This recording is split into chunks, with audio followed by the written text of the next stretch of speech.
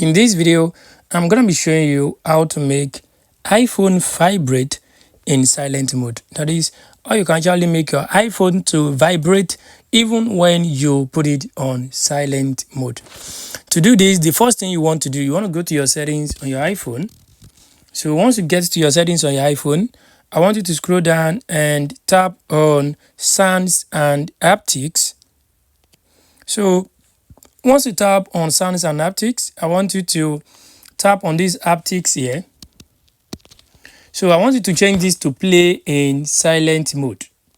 So once you tap this play in silent mode, so I now want you to go back to the previous page. So on here, I want you to go to accessibility.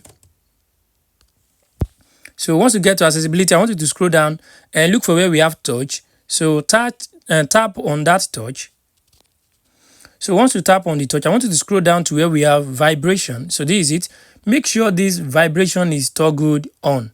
Make sure you toggle this on so that whenever your phone is in silent mode, it will always vibrate. So guys, these are the steps you need to take to make sure your phone vibrates when even when it is in silent mode.